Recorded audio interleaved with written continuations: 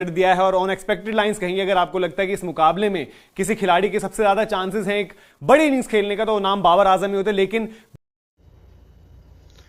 अस्सलाम वालेकुम फ्रेंड्स, कैसे हैं आप सब। जैसा कि आप जानते हैं कि आज एशिया कप का इफ्तिताही मैच पाकिस्तान और नेपाल के दरमियान खेला जा रहा है।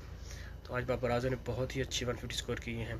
तो देखते हैं इंडियन मीडिया का उस पर क्या रिएक्शन है। चलिए वीडियो स्टार्ट करते हैं। अगर वीडियो अच्छी लगे तो वीडियो को लाइक और चैनल को सब्सक्राइब कर दें।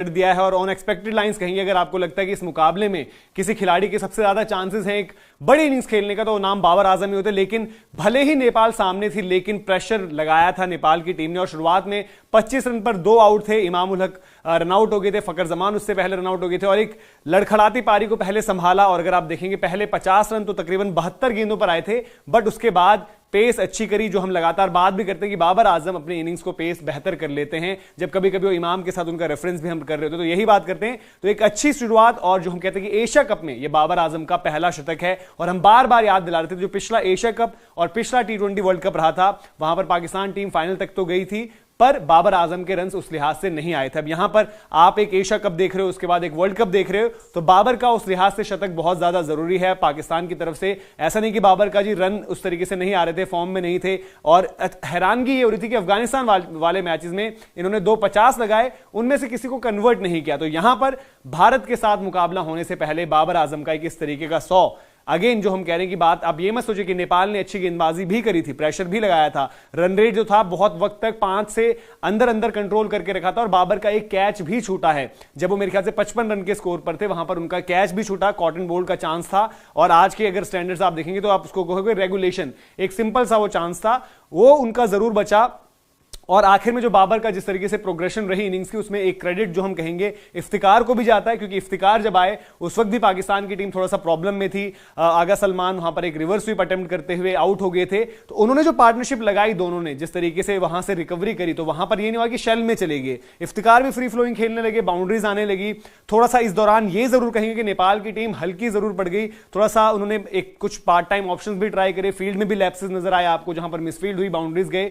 लेकिन एशिया कप का पहला शतक बाबर आजम के हिस्से में जो इस टूर्नामेंट का रहा, इस एडिशन का रहा, और अगर आप ओवरऑल भी देखोगे तो एशिया कप में ये बाबर आजम का पहला शतक है। और क्योंकि आपको अगला मुकाबला जो है भारत के साथ खेलना है, तो उस लिहाज से भी अहम हो जाता है कि आपको इस तरीके की स्टार्ट मिले। और अगर आप देखेंगे अब पाकिस्तान की तरफ से सबसे ज्यादा शतक तो सईद अनवर से अब सिर्फ और सिर्फ 1 शतक पीछे हैं बाबर आजम। सईद अनवर के 20 शतक हैं और बाबर आजम 19 शतकों पर खड़े हैं। और अगर आप यहां पर उनके मुकाबले या पारियां देखेंगे तो बहुत बड़ा फर्क है, ऑलमोस्ट डबल नंबर्स हैं अगर आप मैचेस या इनिंग्स देखोगे। तो इस लिहाज से बताता है कि बाबर आजम ने जिस कंसिस्टेंसी से रन्स बनाए हैं, सईद अनवर के 247 मुकाबले रहे थे टोटल, जो हम बात करें 20 शतक, 104वां मुकाबला है ये, मतलब 104th, 100 जो 4 मुकाबले रहे उसमें उनके ये 19 शतक पूरे हो गए हैं बाबर आजम के। तो बाबर आजम जिस पेस पर खेल रहे हैं, और अब यही है इंडिया मैच अगला है तो देखना होगा। और इंडिया के लिए भी यह है कि थोड़ा सा बाबर को अंडर चेक रखना पड़ेगा, क्योंकि पाकिस्तान की इनिंग्स कहीं ना कहीं देखिए लड़खड़ा रही थी, बट उन्होंने अभी पारी संभाली तो 42.1 ओवरों में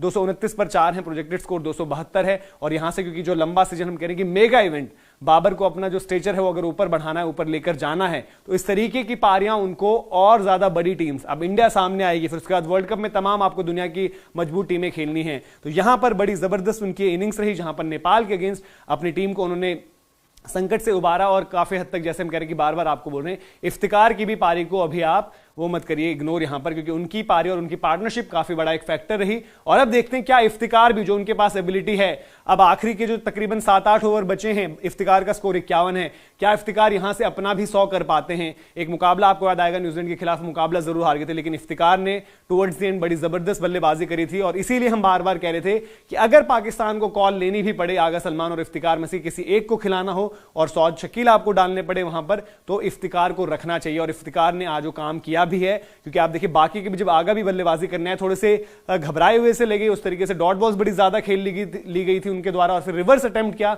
एग्जीक्यूट नहीं हुआ और आउट हो गए। और पाकिस्तान को भी थोड़ा सोचना होगा, क्योंकि एक वक्त पर थोड़ा सा फंसी हुई नजर आ रही थी। लेकिन बाबर आजम का एक जबरदस्त शतक, और बाद में जो हम कह रहे हैं कि उनका इनिंग्स प्रोग्रेशन देखेंगे तो वहां पर बेहतर किया उन्होंने। आखिर का जो 50 उन्होंने करा है अपनी हाफ सेंचुरी के बाद, वो अच्छे पेस पर आए। तो ये पूरी की पूरी अपडेट थी। अब देखते हैं क्या यहां से 230 हैं, 7 ओवर तकरीबन बचे हुए हैं, यहां से 300 के पार जाती है पाकिस्तान की टीम नहीं, या इफ्तिकार का शतक आता है नहीं? तो आपको क्या लगता है कमेंट सेक्शन में अपनी राय जरूर दर्ज करें। और इसी दौरान बाबर ने मेरे ख्याल से छक्का लगाया है जब उनका स्कोर हो जाएगा 109 रन 113 बॉलों पर। तो अभी इजाजत लेते हैं, इनिंग्स के बाद एक बार फिर से आपके साथ जुड़ेंगे, लेकिन बाबर की फ्रेंड्स उम्मीद करता हूँ आपको ये वीडियो पसंद आई होगी। चैनल को सब्सक्राइब और वीडियो को लाइक कर दें। शुक्रिया।